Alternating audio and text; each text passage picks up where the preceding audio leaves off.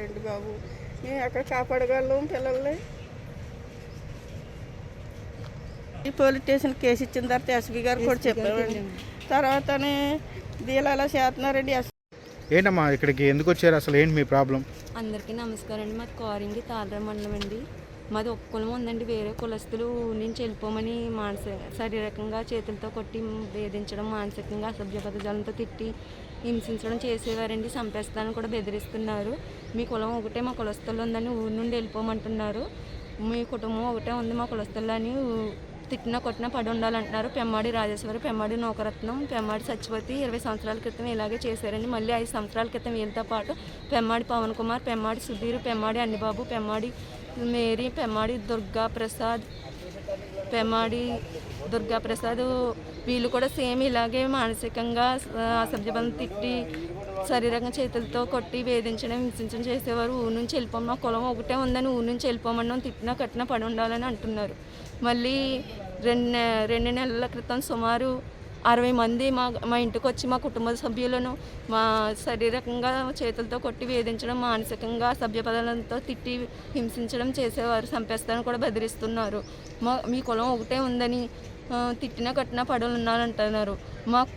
మీ కుటుంబం ఒకటే, మా కులస్తులు ఉంది కాబట్టి ఊరి నుండి వదిలి వెళ్ళిపోమని అంటున్నారు. వీరందరి వల్ల ప్రాణహాని ఉంది. 20 సంవత్సరాల క్రితం పోలీస్ స్టేషన్లో కంప్లైంట్ ఇచ్చామండి. సర్ది చెప్పి పంపించేశారు. మళ్ళీ 5 సంవత్సరాల క్రితం పోలీస్ స్టేషన్ కంప్లైంట్ ఇస్తే ఎస్ఐ గారు పట్టించుకోకపోతే సిఐ ఆఫీస్ కూడా వెళ్ళామండి. అక్కడ సంతకాలు పెట్టించారండి. మళ్ళీ సుమారు 2 నెలల క్రితమే ఎస్ఐ గారు కంప్లైంట్ చేస్తే పట్టించుకోకపోతే ఎస్పీ ఆఫీస్కి వెళ్ళాము. వీడియో కూడా చూపించామండి. వాళ్ళు తిట్టిన సంతకాలు అవన్నీ కూడా చూపించామండి. ఎస్ఐ గారు పట్టించుకోకపోతే ఎస్పీ ఆఫీస్కి వెళ్ళామండి. ఎస్పీ సార్ కూడా వీడియో చూసి, ఎస్పీ గారు కూడా వీడియో చూసి వాళ్ళని అలా కొట్టడం తప్పు అని అన్నారు. కానీ మమ్మల్ని పట్టించుకోవట్లేదండి. ఎస్ఐ గారు ఊరి నుంచి వెళ్ళిపోమంటున్నారు. ఎస్ఐ గారితో పాటు అక్కడ ఉన్న కోరింగ్ పోలీస్ శాఖకి సంబంధించిన 13 మంది కూడా మమ్మల్ని గెదవడం, తిట్టడం చేస్తున్నారు.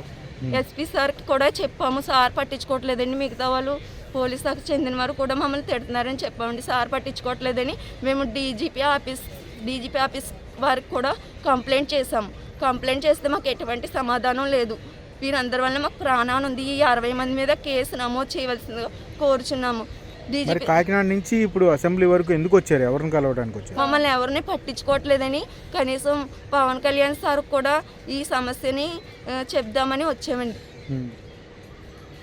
డీజీపీ సార్ నుంచి వచ్చిన తర్వాత ఇంకా ఎక్కువైపోయిందండి. మమ్మల్ని చంపేస్తాను బెదిరించడం వీళ్ళందరూ చేస్తున్నారండి. మరి ఇప్పుడు ఏం న్యాయం కోరుతున్నారు మీరు?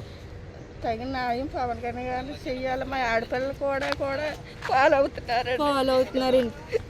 ఆ ఆడపిల్లలు ఎలా రక్షించుకోగలరండి? నేను మా కుటుంబం ఒకటే ఉందని చాలా రకాలుగా గురి చేస్తున్నారండి. కొట్టడం, ఊరు వదిలి వెళ్ళిపోమని. మా కుటుంబం ఒకటే ఉందని ఫాలో అవుతున్నారండి. 5 కూడా ఫాలో అవుతున్నారండి. ఆ ఫాలో అవుతాం కూడా 60 మంది చాలా హింసలు పెడుతున్నారండి. ఇప్పుడు మాకు కేసు నమోదు చేయండి 60 మంది మీద. మళ్ళీ సార్ కేసు కట్టారా సార్, ఇలాగా మమ్మల్ని ఇలా చేశారని అంటే కేసు ఇన్వెస్టిగేషన్లో ఏం చేయాలో చేస్తాం, ఎవరికి చెప్పుకుంటారో చెప్పుకోండి అంటున్నారు. కానీ మాకు ఎటువంటి సమాధానం చెప్తలేదు. డీజీపీ సార్ కూడా ఇచ్చినా మాకు ఎటువంటి సమాధానం లేదండి. మమ్మల్ని ఫాలో చేస్తున్నారండి. ఏ దేవస్థానాలు వెళ్ళాలనుకుంటలేదు, ఎవరింటికి వెళ్ళాలనుకుంటలేదు. మమ్మల్ని ఫాలో చేస్తున్నారండి. ఎక్కడ పడితే అక్కడ మమ్మల్ని ఫాలో చేస్తున్నారండి.